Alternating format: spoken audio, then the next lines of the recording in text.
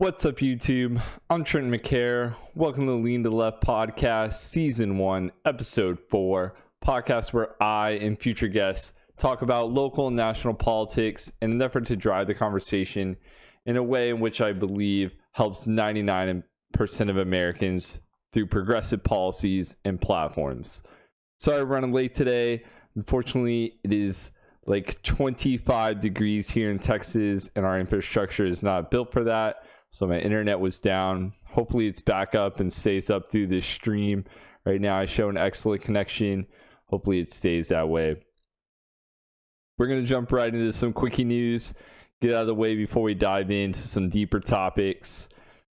We had Biden flying out to Delaware to watch the Super Bowl last weekend. I honestly think that's a bad decision. I don't understand why, as president of the United States, you were not being the voice, the leader, really the example, right? It's your first 100 days. You're 20 days into it. You couldn't wait.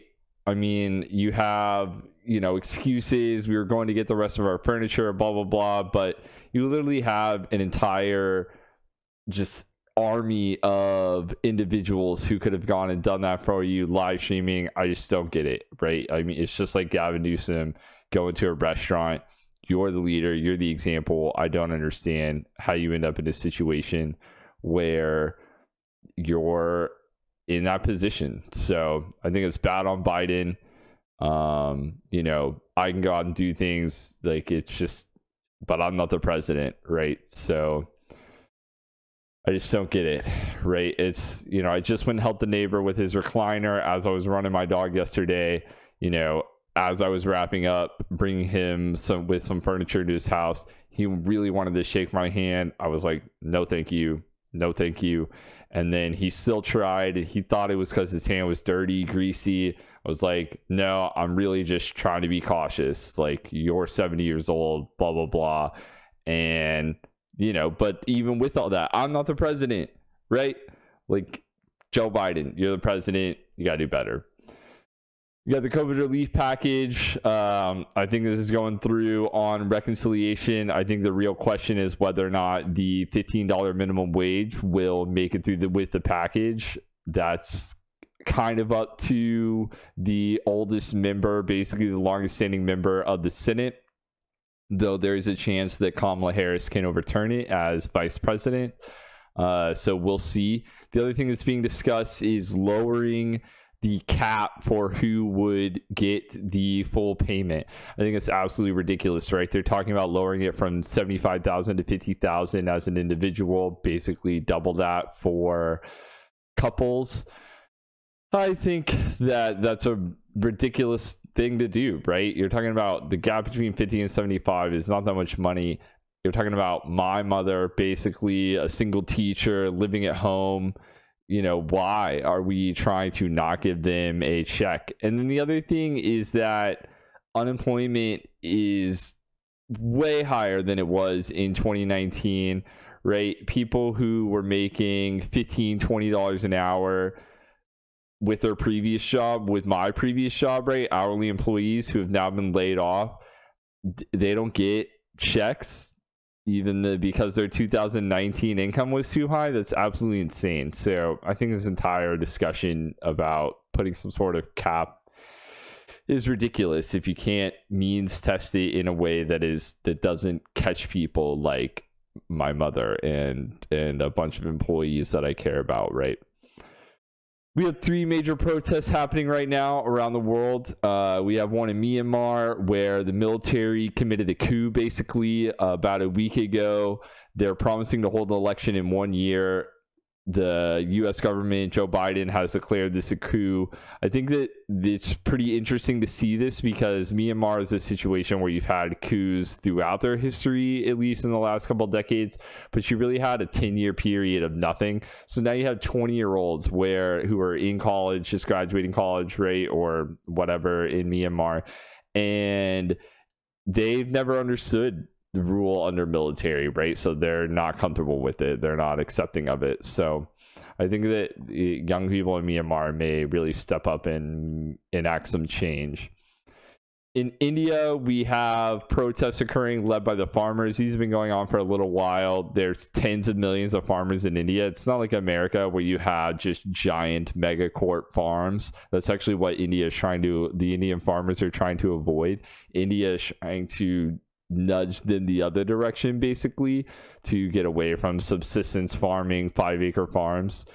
So the protest isn't changed to regulations and the possible removal of guaranteed prices for crops. I think that, this one is going to be really interesting to follow. It's been a long time since India has had a protest of this scale. Their president is really popular, so protests like this are rare. In Russia, you have another popular president with Vladimir Putin. Should have put it on president too, probably. These are over Alexei Navalny. He is the opposition leader to one of the most popular opposition groups and has been fighting against Putin's authoritarian regime. I don't see this one going anywhere, to be honest. It's not like India. It's, even though I think all of these kind of have some similarities, I think in Russia, you just can't really expect protests to go anywhere. They're willing to take things to another level. It's also, there's a bit of a weather issue with it being February in Russia. I don't know how much of an impact that has, but I would expect that it has some. Between all these, I think really the one that's critical for the American government to be involved in is in Myanmar. I think that is one where, if we're going to be the leaders of democratic governments around the world, having one go an undemocratic way is not something that we should be supporting. We really need to figure out how we can protect the people and not put in sanctions that are going to enact starvation, basically, but still make sure that the military is aware that we are not going to accept this kind of overthrow. And in Russia, I think you need to support the protests as much as possible, right? It's shown that Russia can have an influence on us geopolitically. Anything you can do to take an adversary down a peg, got to take advantage of that. So time to go for the throat, I think, there. With all that, with jobs, we're still down 10 million jobs right now over where we were in February. So here's a quick chart kind of showing we've really started to taper off with the recovery. I think this is kind of where you've gotten out of, like, my layoff was right in here from in April and May. You had a huge just like fear out of big corporations, as well as some corporations just, I think, taking advantage of the situation that was presenting itself. And now you have a situation where I think this is more realistic for long-term unemployment without some sort of change. I think you could see a tick up with restaurants and stuff in certain states, but in states like Texas, right, there's no more reduction in unemployment. Like, Texas is basically fully open. Florida, a lot of states like that. So I think only in states like New York and California are you going to see a continued rebound. So I think this is kind of where this, 10 million jobs lost, 6 to 7% unemployment, I believe that's done here. Yeah, I think this is kind of where we're going to flatten off, but I could be wrong. I have been a lot of times. So you can also see long-term unemployment. This is just another indicator of how it's not really something that I think is going to recover super quickly. So that's what I got on that. Finally, we had Biden met with a group of bipartisan senators, governors, and business leaders this week, all independently, not at the same time, to advocate for a number of things. First, his COVID relief package, I think getting business leaders on board with a $15 minimum wage, as well as making sure the PPP program can be as directed as possible to those that need it, specifically small businesses. And then senators and governors, anything you can get them on board with, especially Republicans, I think it's just good. I think it's a good decision right now to bring them in early, to make them feel included. It's not patronizing. You're not patronizing them, but you really need to do what you can to bolster the power of any of the senators and governors that are honestly being rational at this stage.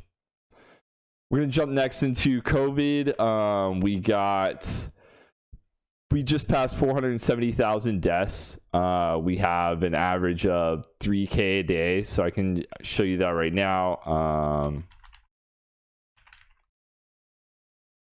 Show you COVID death numbers for this year so far, just like we do every week. So we go these are all the states. I think this is a really interesting to look at.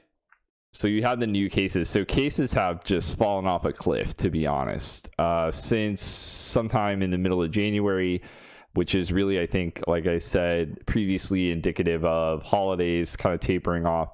You really just had an insane decrease. We're down over 66% from our high a year ago, or I'm sorry, just a month ago now, right? Almost exactly a month. 66% reduction in a month is pretty insane. I also, looking at the 30-day chart, it doesn't look like we're tapering off quite yet, which I think is really good, right? You really would like to see the acceleration basically go unchanged, if not dip down more, but I think that's really unlikely when you're down around 100,000 cases a day. And then the other thing is with deaths, right? This has been really flat, and I think that's indicative of just this lag, right? I was looking into what the lag time looks like of the kind of total start to finish of what happens during a COVID infection. And you go from no symptoms to a death or recovery can be as long as, or even longer than 30 days, right? And so I think that if you look at where we started that downtrend, right, is just 30 days ago now, just in the second week of January, that you really are not going to see those effects until really starting now. So I think that hopefully it's really likely that in the next couple weeks, week or two, we will really see this number start to plummet. And if you look at kind of where we were in deaths at this point, right, you look all the way back, basically you would want to look at the beginning of December, right? In the beginning of December, we were down around 2,000, right? So that would already be a 33% drop. And I think it's likely that we'll go even lower than that based on the trajectory. So I'm really hoping that by the end of February, start of March, the weather will warm up, people will be able to go outside, at least down south. And I really think that there's a good chance that we really won't see another peak, at least nothing near like what we did, which I think is to be expected with what we're seeing as far as the vaccines. And that's the last piece of the deaths, right? As we get vaccinated, considering we're targeting, I think I read that 33% of the vaccines so far have gone to the targeted group.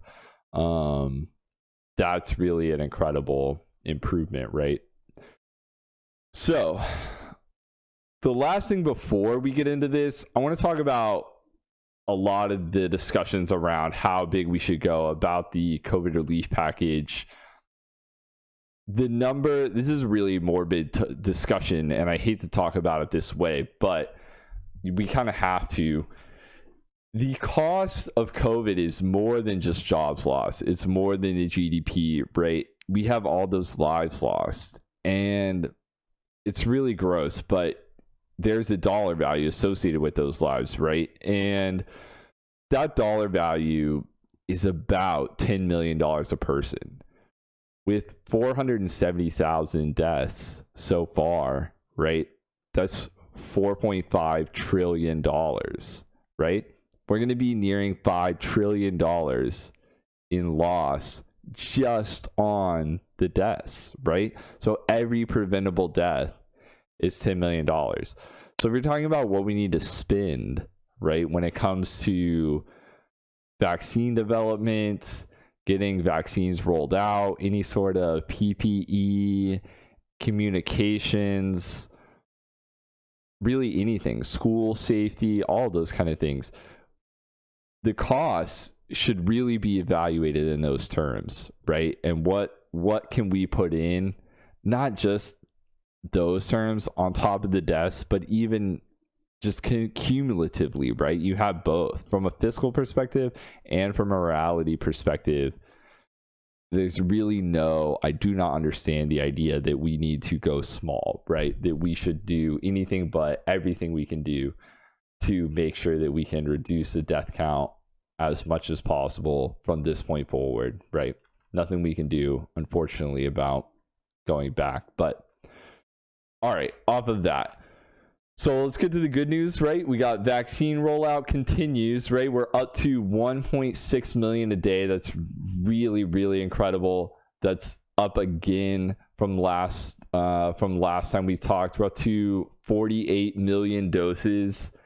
Last week we were at 35 million doses. So that's really, really good. That's 12 million, almost 13 million just in 1 week. Right, so we're nearing 2 million a day, right? In the last week, 1.62 million based on what I was seeing. This is a little bit low, but that's really great. And I think that the fact that these numbers have come up is the only worrying sign to me, right? You can look around and look at these states, and there's really not that many states in 50%. Now, this is not going back. This is now the target has changed, right? So 50% is your target when you've distributed no vaccines so far, because you need to make sure that you have enough for everybody who has gotten a vaccine to be able to get their second one.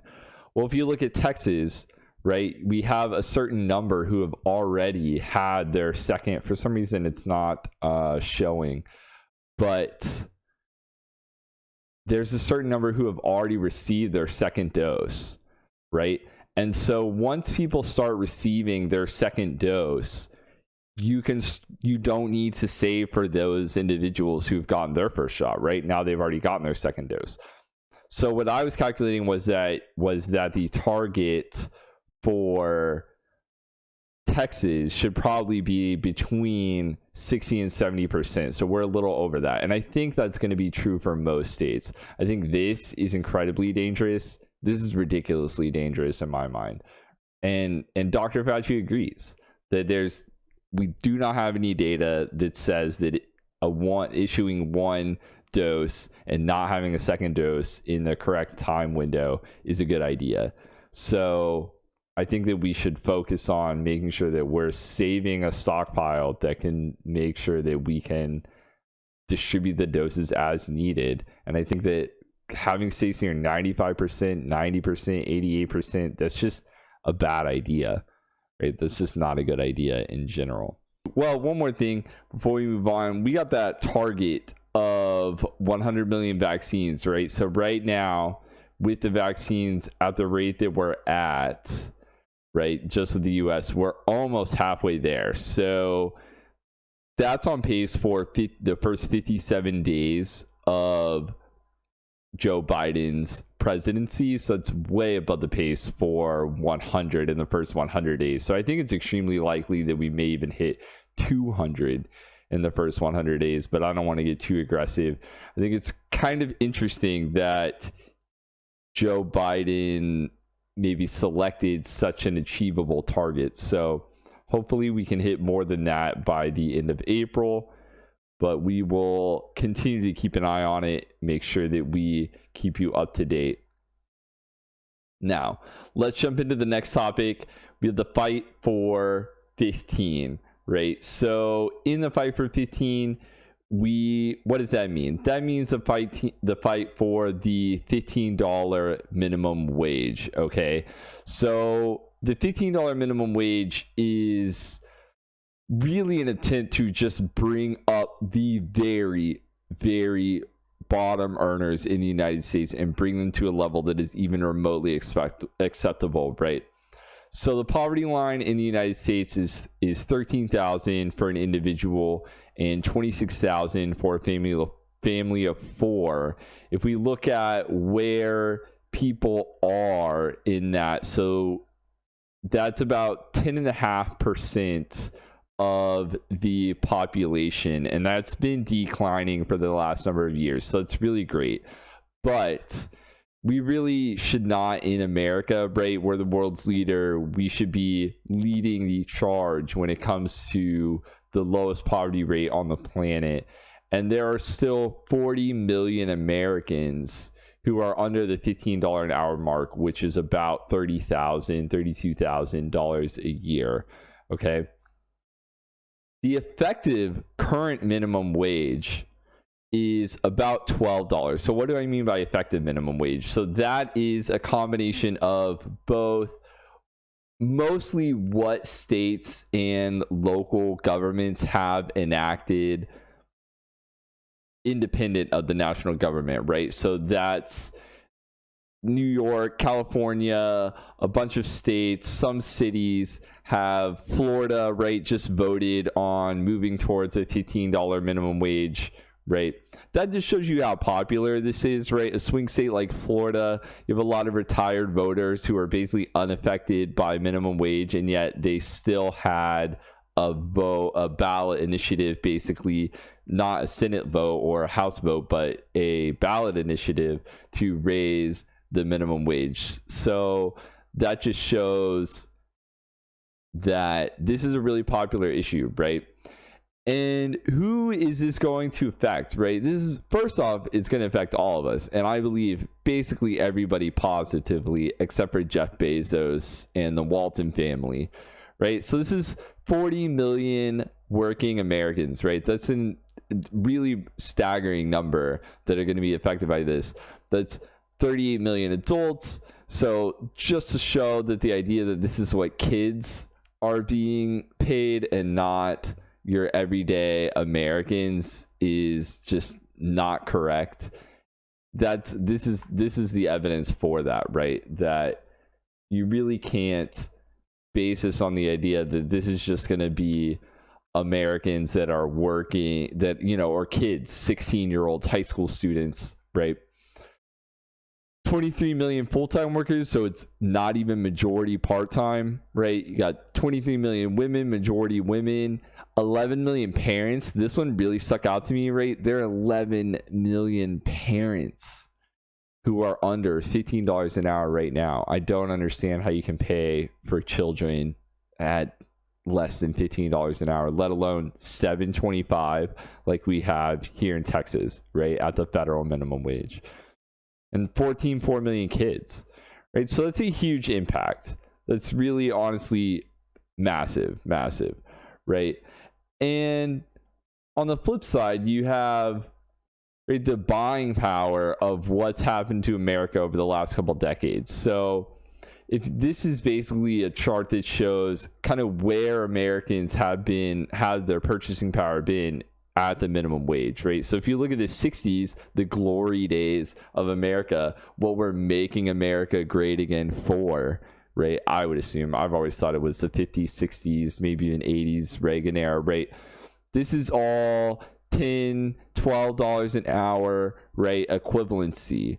And now we're way down at this $7.50, $7.25 mark where we're at. And this is where we've been raising the minimum wage, right? And so $15 an hour would put us back in this bracket by 2025 of being in the 10, 12, 15 hour range. Because again, this is not $15 tomorrow, right? McDonald's will not have to pay all their workers twice what they're being paid now, starting the day after this bill is signed. This is a 5-year plan to bring the living wage back into a normal kind of position, right?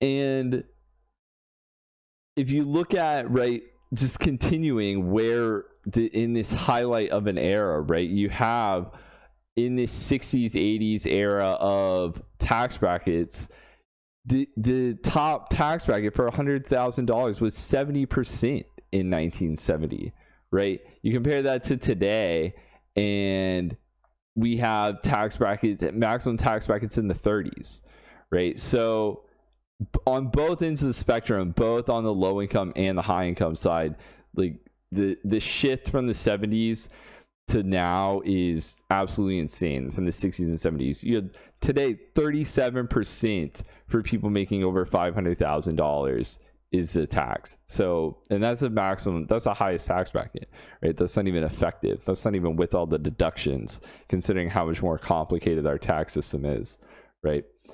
So how do we know that we need this, right? So we know that bringing up the bottom earners, right, adds dollars into the market. That's just how it works, right? If I'm a millionaire or a billionaire and I get an extra 15, 20, couple $100, couple $1,000, I'm not doing anything with that, right? I'm not buying another car. I already had 3. I'm not buying another house, right? I already own houses if I'm a millionaire, right? Multiple, probably, stock market, all that kind of stuff, right? Versus if you give this to somebody who is living in poverty, whose every dime gets spent on food, housing, transportation, right? Every additional dollar is pumped immediately back into the market. The idea that there's a huge chunk of people who can't afford a $500 emergency, right, which is brought up all the time. When you have that kind of situation, if you then give people who are in that situation money, that money just doesn't go into their savings account. That money continues to be spent. If you're already that close to the brink, right, all that money, hopefully you can build up an emergency fund. That's the goal. I have an emergency fund. I think that's a good idea economically in general from a personal finance perspective, but that's not really everybody's option, right? It's not like the most people who are in this bracket are just spending their money on brand new TVs, right? They're spending their money on childcare. They're spending their money on cars, their cars breaking down, right? So this is why everybody, I think, benefits from an increase in the minimum wage, not just the people who are in that bracket, right? So minimum wage, right, is really location dependent, and the concerns are over both having low cost of living and high cost of living places affected differently. And then in addition, you have people who claim that there will be inflationary concerns, right? That your Big Mac will cost $20, right? So I'm gonna fight both of these. First, we have the idea that you have low income and high income places, right? $30,000, even in Podunk, pick anywhere, right? Nebraska, Montana, West Virginia, where Joe Manchin is talking about. First off, West Virginia is already above federal minimum wage, right, as a low cost place to live.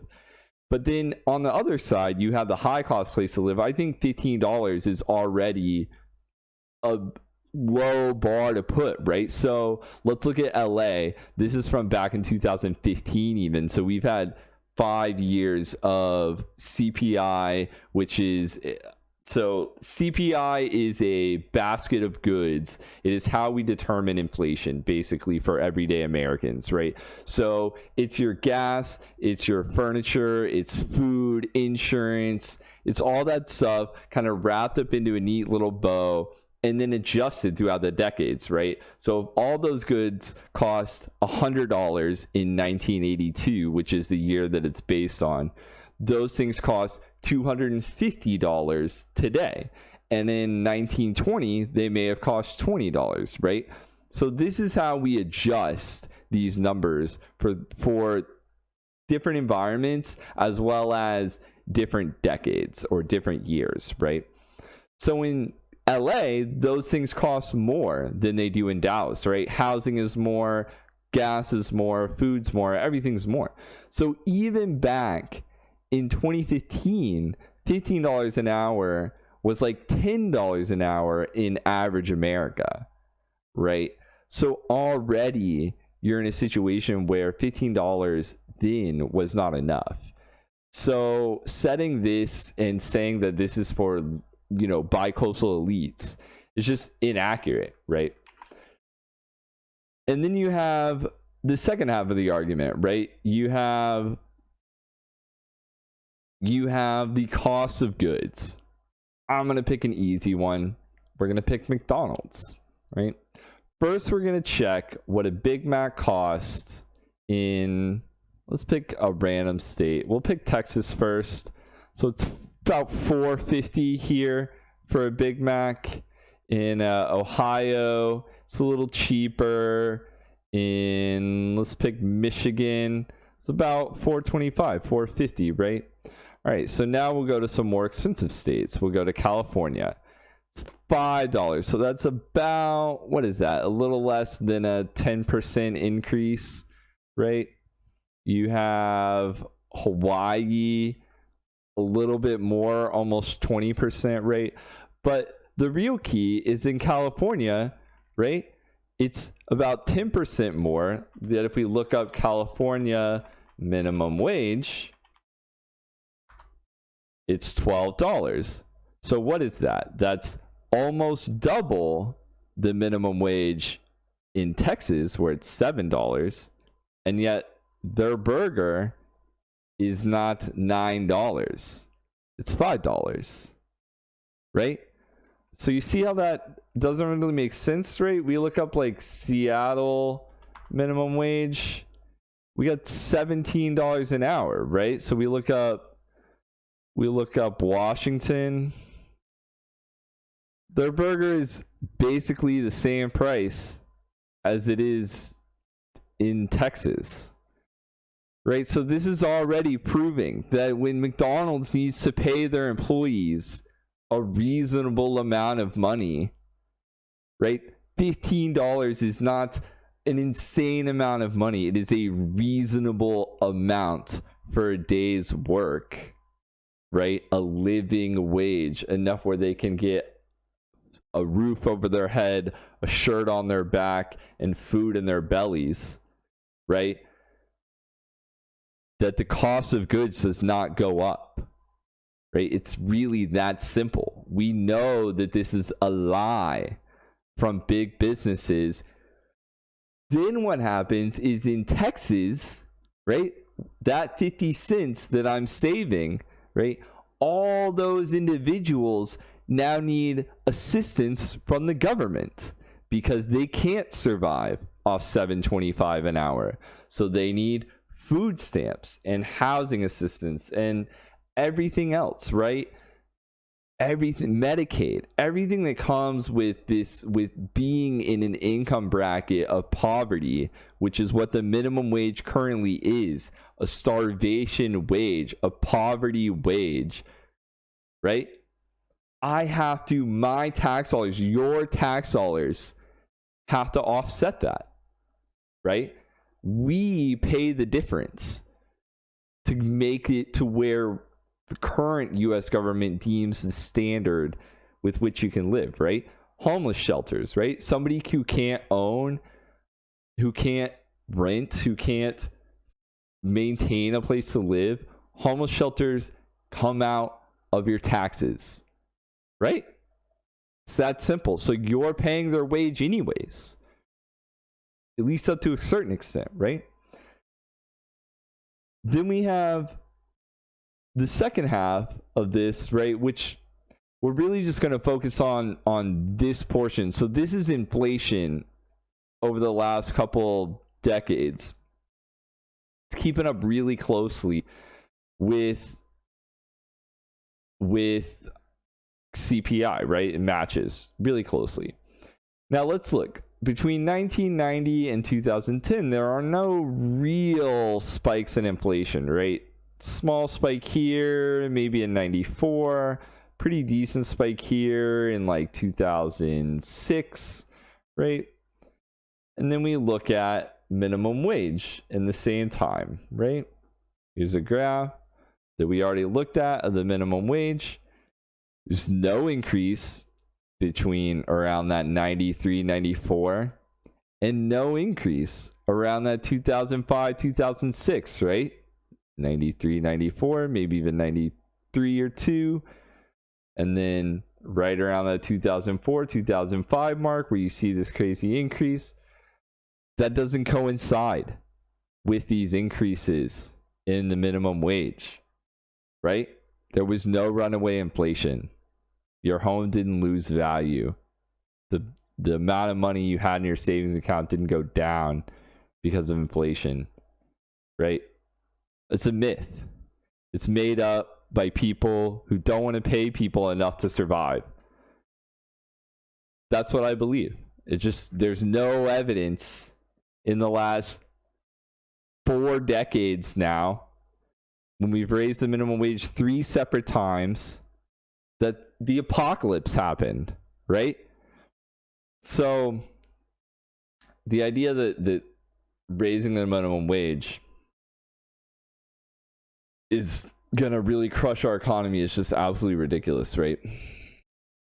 So we got a couple more things here. We're just gonna try to bust through them, and then we got the bottom 10%, right? It's making $9 an hour in 2000. They're making $10 an hour 20 years later, right? 20 years later, they've only had a 10% increase, right? That's barely any, 0.5% a year, right? There have been no wage increases without increases to the minimum wage for anybody, right? Except for the top 10%, 5%. They've had a small increase in their wages, right?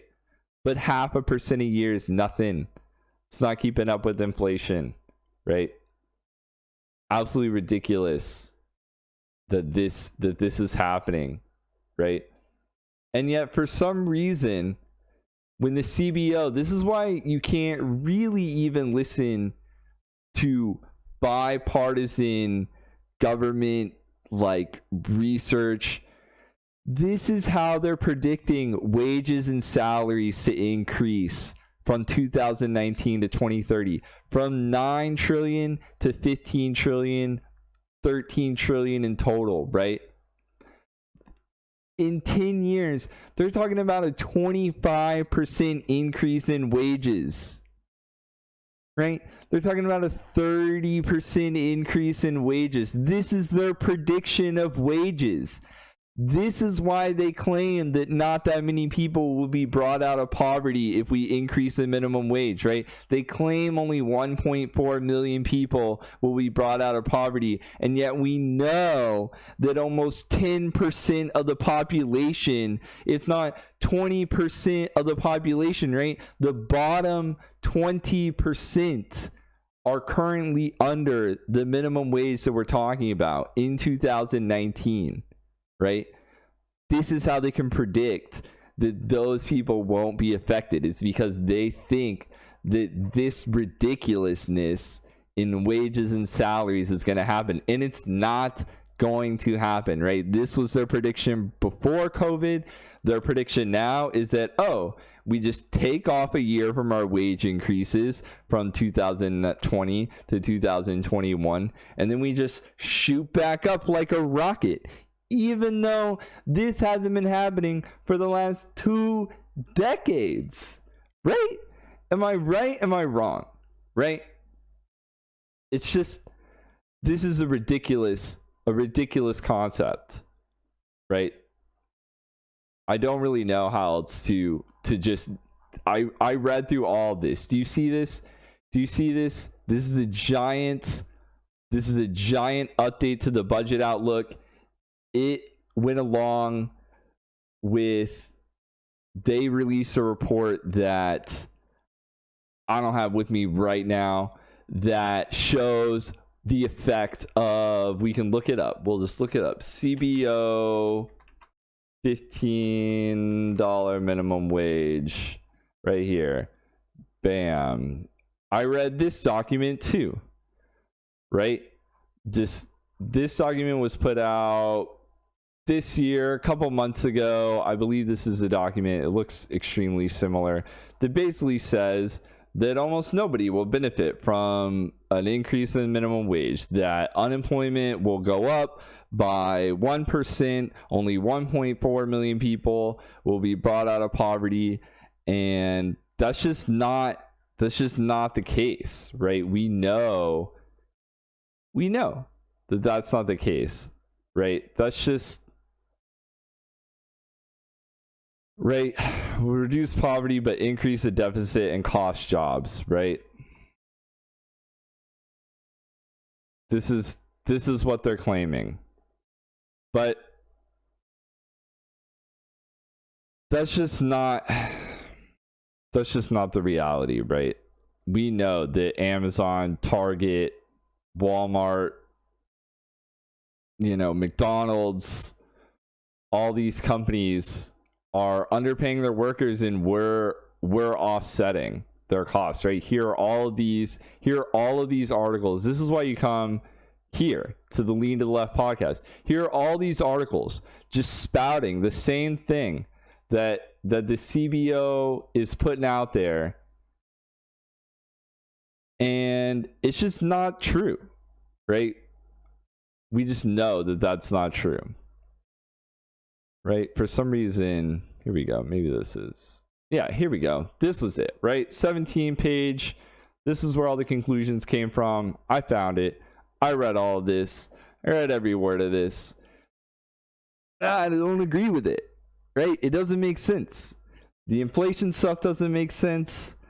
The unemployment stuff does barely make sense. I could see a certain percentage of people being let go, right? If people are really trying to offset their costs.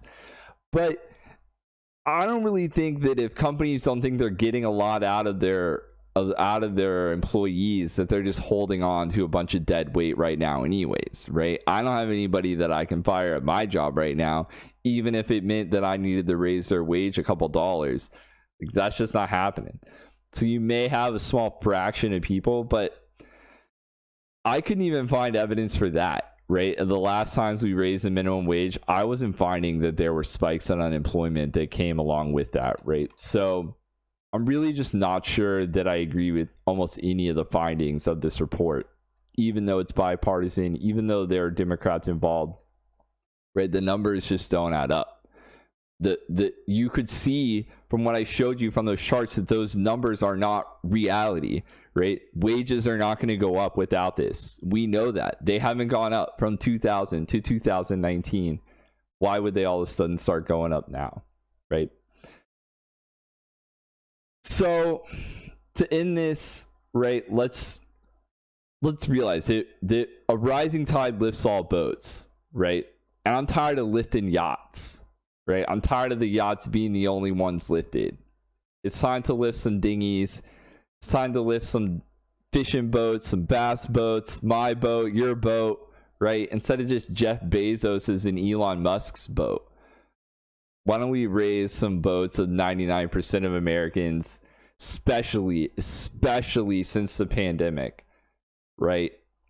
We could take some of that $1 trillion in wealth gain that the top 1% is seeing during the pandemic and redistribute some of that back to everyday Americans, right? Because a lot of that money is being made off the blood, sweat, and tears of minimum wage workers.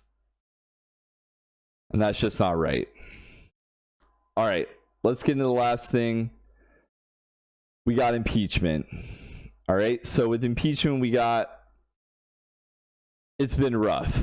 I'll tell you that. And we're going to get this out of the way. First and foremost, this is not just political theater, right? We need results and actions out of this. I'm not confident that 16 senators from the Republican side are going to switch sides and vote to impeach Donald Trump. I just don't think that that's going to happen. I think that their selfishness, their desire to get reelected is going to outweigh their morality, their sense of duty. I'm just hoping for a couple, right? I mean, that's all I can hope for now. I can hope for all of them. I can hope for 15, but I really don't think that's going to happen. But let's not get it twisted, right? The Democrats, if they hadn't been in control of the House of Representatives, I truly believe Donald Trump would be president right now, right?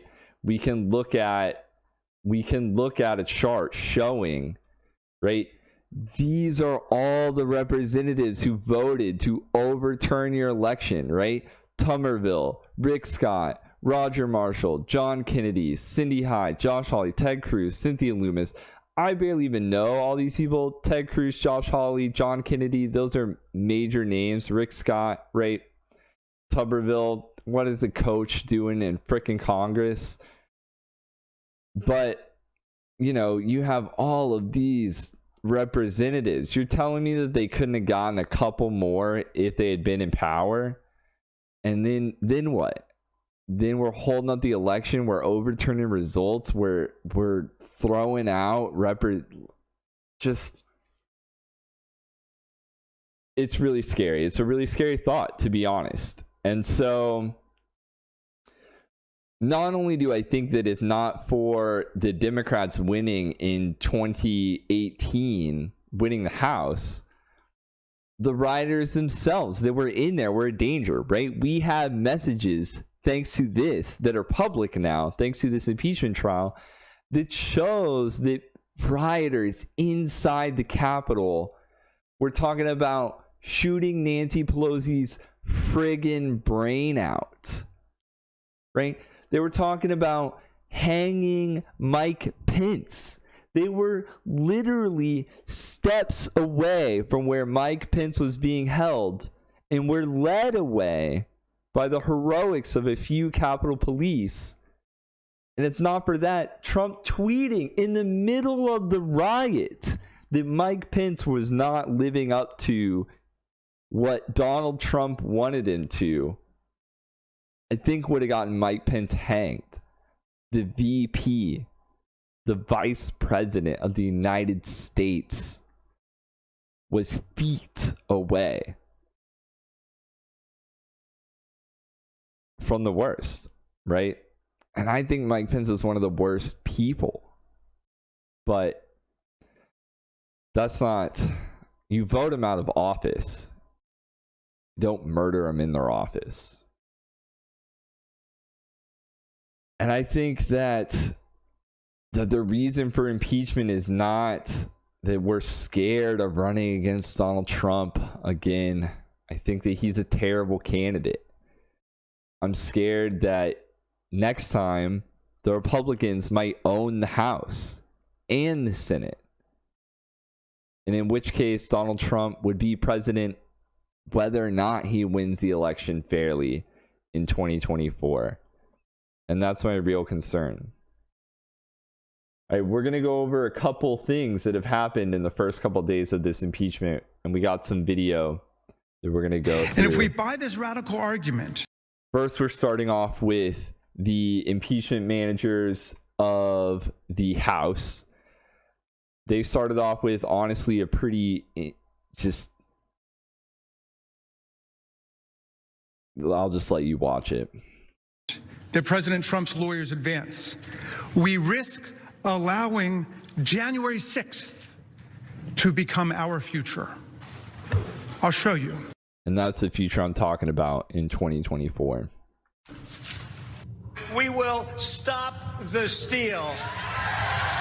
And after this, we're going to walk down, and I'll be there with you. We're going to walk down. We're going to walk down to the Capitol. So this is a supercut that shows both the Capitol and Trump's speech. Also cut down even more from 14 minutes down to just a couple by the Young Turks. The Capitol! Take the Capitol! Take the Capitol! We are going to the Capitol, where our problems are. It's that direction. You can just see this is still back from the Capitol. This is them backing the blue, right? This is how they treat police when they're against them. The Constitution says you have to protect our country, and you have to protect our Constitution. And you can't vote on fraud. And fraud breaks up everything, doesn't it? When you catch somebody in a fraud, you're allowed to go by very different rules. And those rules are violence, right? Let's not get it twisted.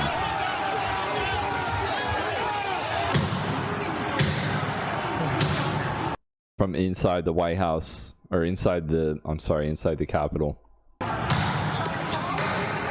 We'll pause. Protesters are in the building. Thank you.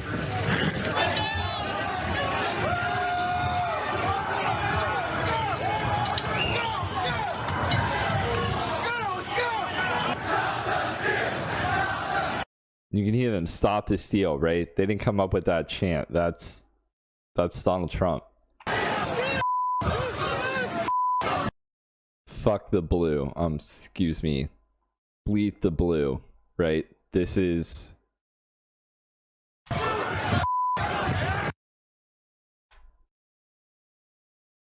So that's kind of the start, and then you had... It's hard to come from that video, but then we had the Trump side, right? My name is Bruce Castor. I am the lead prosecutor, or lead counsel for the 45th president. I'd say this has quite a different tone. You got a guy with a suit about as big as Donald Trump's and a tie. Unfortunately, he doesn't stick with the big red tie like Trump does, but this guy is quite a goober, to say the least. The United States.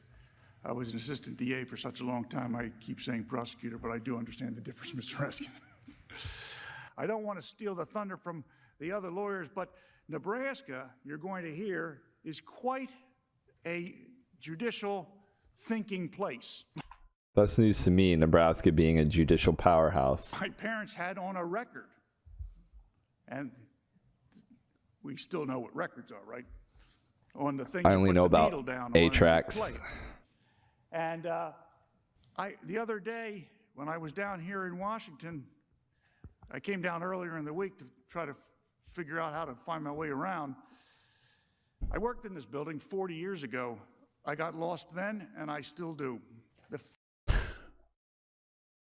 He's lost being the manager of Trump's trial, that's for sure. Founders recognized that he lost his way somewhere. The argument that I started with, that he doesn't remember it. He talks about forgot his own argument. Men was the name of the album. Good Lord. Yeah, so that's a super cut of what Trump's side has got going on. I gotta say, it was pretty hard to listen to. I listened to basically all 3 days at this point, and it has been pretty rough. All right, so let's focus on one thing that was covered on the first day by Trump's team, and that was that this is not a January exception to impeachment, right? They were voting on the first day on the constitutionality of the trial itself. I think it's pretty obvious that it's constitutional. A president can be impeached. There have been multiple elected officials who have been impeached after they resigned. There's been elected officials who have been impeached after they left office. The framers wrote in multiple articles in the Federalist Papers that they intended to be able to impeach people after they left office. And Thomas Jefferson actually sat as the impeachment, not manager, but basically where the parliamentarian is the person who's presiding over the impeachment, and he presided over one. So I think he has a little bit more to say on whether or not you can preside over somebody who's no longer in office in an impeachment trial than the senators, right? The other thing they brought up was that there was something that could be done about Trump after he left office. It didn't need to be impeachment. It could be a criminal court. So right, first off, that's just insane.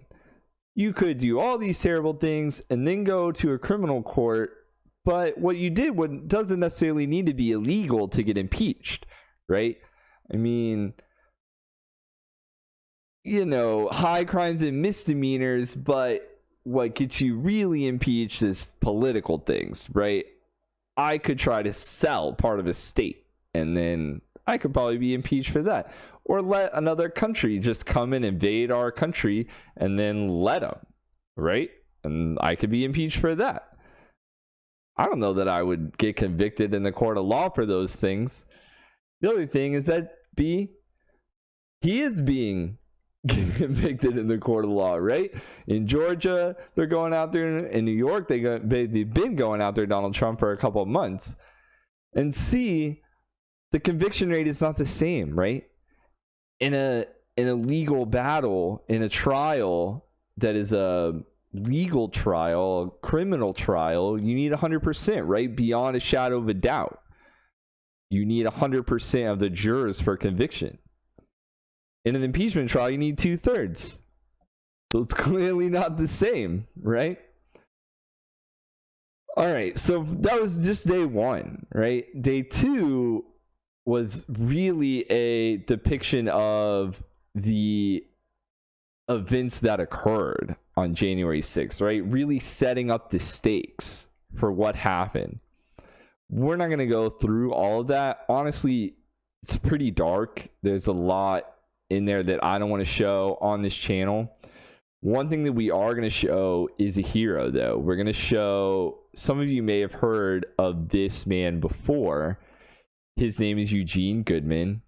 He is an officer of the Capitol Police. No. And we've already seen previously, there's video of him leading protesters away from where Congress people were, right? Congressmen and women. He led them. There was the doorway basically that was leading immediately to where Congress people were hiding, and he got in their way and then basically faked another direction, ran up the stairs towards some other police, and had the rioters chase him. One of the bravest things I've ever seen, right? Rather than just letting them in the door like a lot of the Capitol Police did for questionable reasons, right? He made sure to protect those that, those that he was serving, right? So while this was going on, Officer Eugene Goodman responded to the initial breach. You all may have seen footage of Officer Goodman previously, but there's more to his heroic story. In this security footage, you can see Officer Goodman running to respond to the initial breach. yes. Passes Senator Mitt. Here he is, Officer Eugene Goodman. Here's Senator Mitt Romney actually about to head towards where rioters were, just down this hallway. And directs him to turn around. And he turns them around and they literally start running. This is Senator Mitt Romney on the verge of colliding, who these protesters do not like, right? Mitt Romney has got to be one of the most hated senators by these protesters. And he was feet away to get to safety. On the first floor, just beneath them, the mob had already started to surge its way down. We can so see we're going to skip ahead.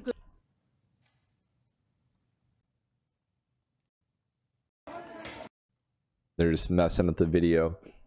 No worries. They're live too. We can forgive them. So here's video of literally the rioters just breaking in to the Capitol here.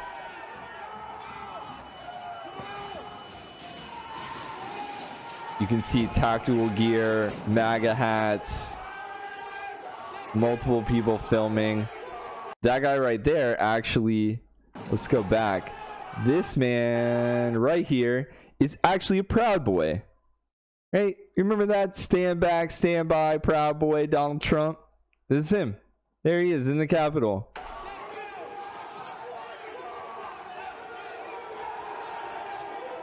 They mentioned that later in the trial, or in the impeachment hearing. You see a riot shield that they've taken.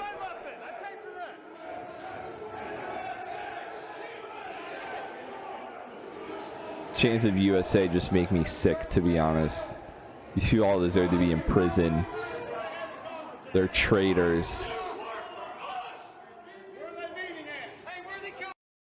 You can hear them asking, where are they meeting at? Where are they coming from?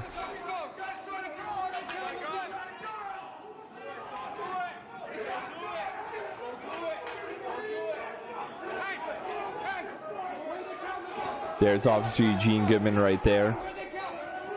You can see him. The senators are actually just through this doorway right here.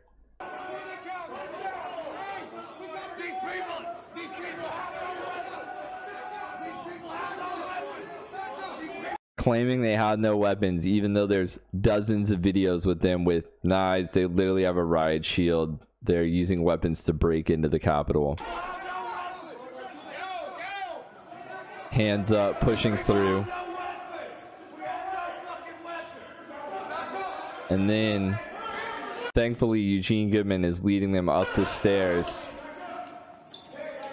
And you can see him now. He starts to take off.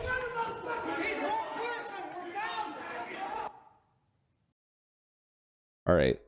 So, this is part of the 8 hours that was the first day. Like I said, we're not going to watch a lot of it. It's A, dry at some points, and B, really hard to watch, right? So today, what happened? I watched all of it. It wasn't 8 hours today, luckily. Jamie Raskin and the other impeachment managers really crushed the First Amendment argument, right? I can't yell fire in a theater. Donald Trump can't yell fire in a theater. But I can say that I think that we should overthrow the government. I can say that Texas should secede, right? Donald Trump cannot as president, right? Donald Trump cannot say, yes, Texas secede from the union, right? That's impeachable. You're not a private citizen, Donald Trump. Telling people to storm the Capitol is not a First Amendment right. Right? That's you leading a vicious mob to overthrow the government. That is an impeachable offense. Right?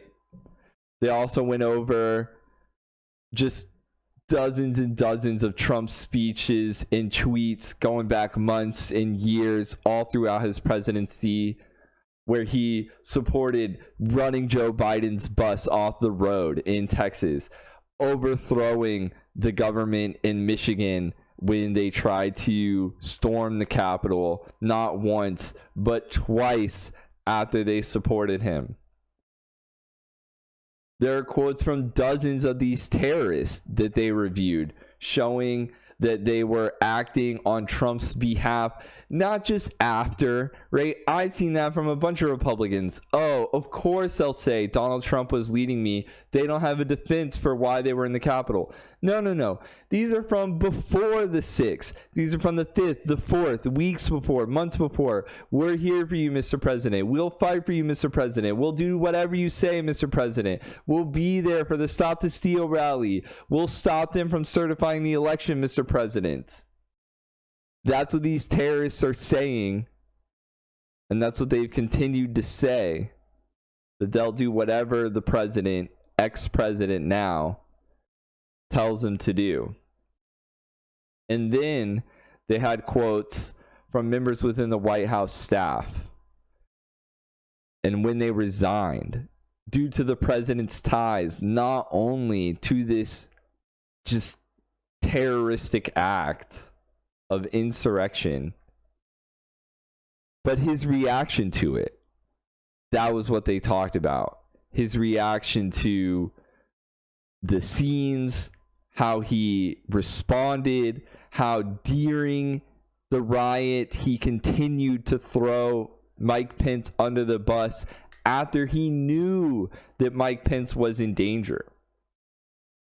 Right? And that's why they resigned. Right? And it just shows you that so many people still support this, right? That right after the election, you had so many Republicans, 45%, who supported strongly or somewhat the actions of storming the Capitol, right? This is what support for a dictator. This is what a cult looks like, right? So next week we'll hear in our show, we'll review what Trump's team had to say. Hopefully it's just as terrible as it was on the first day, right? We actually just got new breaking news right before I logged in when I was dealing with all these internet problems that a number of senators actually met with Trump's attorneys, which is insane. This is absolutely bananas. The jurors, the impartial jurors who are constitutionalists, right, are freaking colluding with the defense. I really do not know what to say, right? You got some of the obvious Ted Cruz, but you also got Lindsey Graham, Mike Lee, right? I don't know. I can't believe that's what it's come to. That's absolutely insane. Absolutely insane. I did not expect that when I was out for a couple minutes. I did not expect to come back to news that they're literally colluding with the defense. It's crazy. I literally don't know what to say.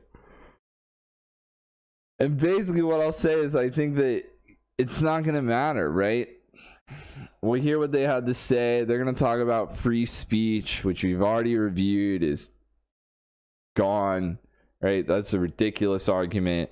Yeah, that it's not constitutional. Another ridiculous argument, right? And then you have, he wasn't a private citizen, right? Just because Donald Trump didn't say go murder Mike Pence, right? None of these are defenses for his actions. We can clearly see cause and effect, right? And the problem is going to be in the acquittal, right? Two things. A, there's going to be a power void, just a giant void in the Republican Party of leadership, right? You got Mitt Romney, kind of. You have a couple of House people who seem rational, right? You have Cheney, but I just don't see anybody who's going to run for president next year. It's the people who are siding with the defense lawyers, right? It's Ted Cruz, Josh Hawley, right? Radicals. And then you have our adversaries, right? You have Iran, Russia, North Korea, China, all laughing at America one last time. We couldn't just move on from Donald Trump. We got to be the ridicule. And it's not our allies, it's our enemies, right? They're showing that America is weak. The democracy is weak. And these statements aren't a joke. These are nuclear powers, right? These are nuclear powers that are currently cracking down on protests. How can we be the leader of the free world if we can't even have free and fair elections? So that's my hope, that we come out of this and we do regain some legitimacy when it comes to free and fair elections. And Biden can move forward with a policy and a platform that will help Americans. That's what I'm hoping for out of this. All right. Let's get back to the last thing for today. Well, second to last. It's time for everybody's favorite segment, the debunk of the day, where we live debunk something off our wheel. Hopefully, I didn't add one from the one that we removed from last week. So if we get that, we'll have to roll again. I haven't done any prior research into any of these topics. So we'll do it live here so you can see how to do the same kind of thing that I do at your house, at your home, right? We're going to hopefully not drop it this time. Let's see what we get.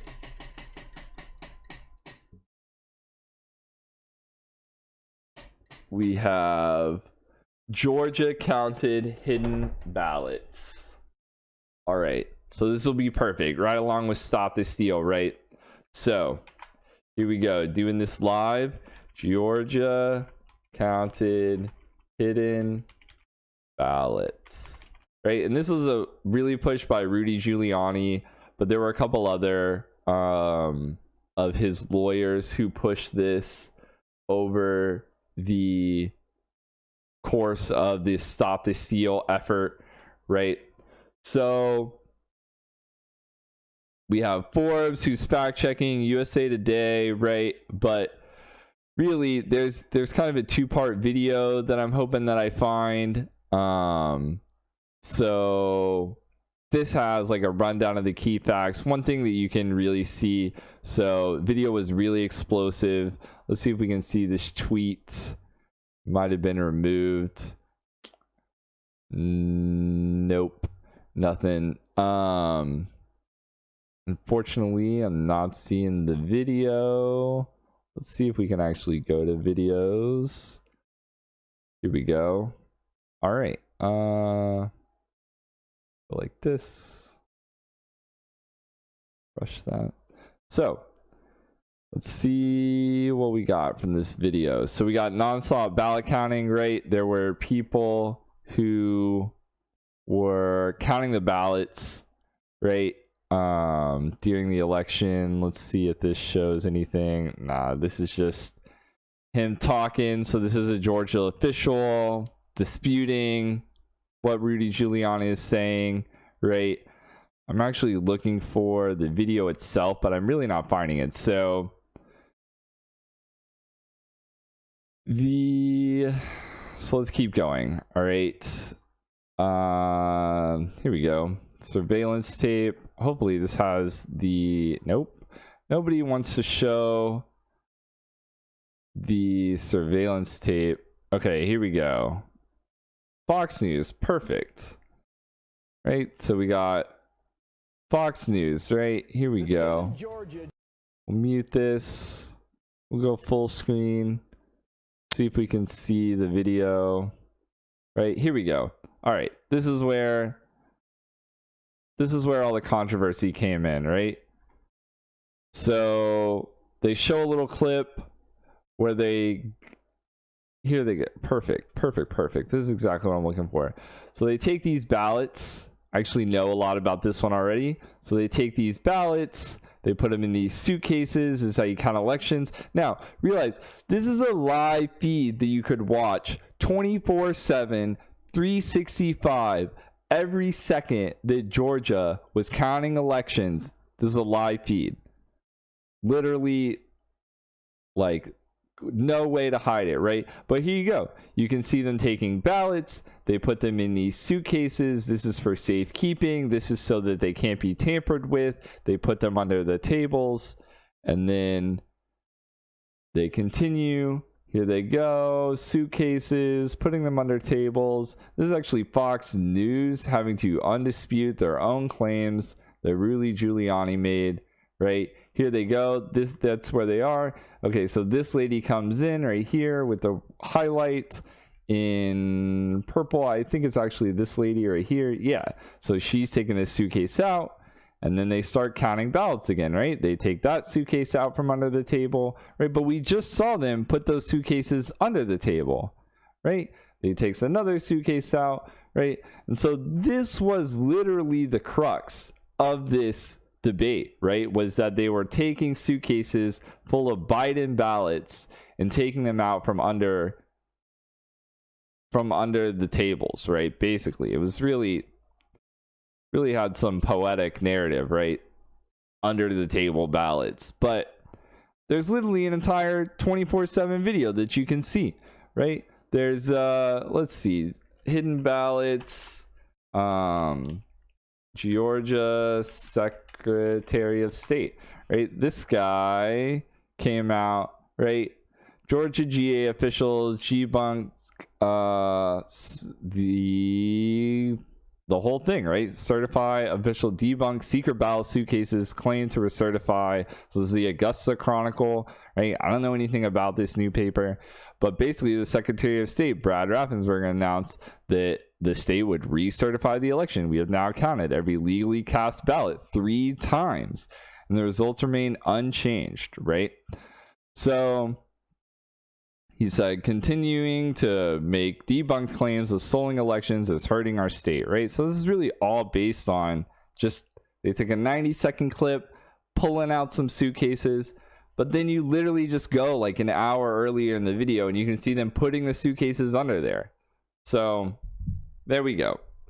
This is fake news, just like basically every other Stop the Steal piece was fake news. And that's why we certified the election, even though Donald Trump didn't want us to, right? All right. So there you go, folks. That's it. Oh no, I'm sorry.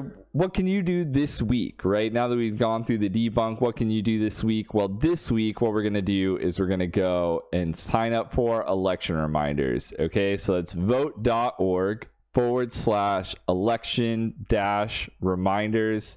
I'll show you the website real quick. You're going to go here. It's a real simple website. You fill in your name, where you're registered to vote, date of birth, email and cell phone number, and you receive occasional emails from vote.org as well as text messages making sure that you are still registered to vote, in addition to reminding you when votes occur. I believe they will also remind you for early voting. If they don't, that stinks. But at minimum, this will remind you when to vote. Sign up for this. Make sure you vote. Some of the elections are coming up already in May. Some of the special elections are happening right now. So make sure that you get that done. All right, that's it for today's episode. It's been a really good week this week. The impeachment has been rough to watch. I got to tell you, I'm not looking forward to another couple days of it, but I'm here to watch it so you don't have to. Remember that the fight's not over. New live streams every Thursday, 7 p.m. Central, as long as there's not a blizzard happening in Texas shutting down my internet. If you like this content, please like and subscribe. You know, make sure that you send a like on this video. I'm still trying to get to that 100 subscribers. I'm sure it'll be a while. Smash that subscribe button, ding that bell, as they say on YouTube. And I'll be back next week with another episode. Have a good night.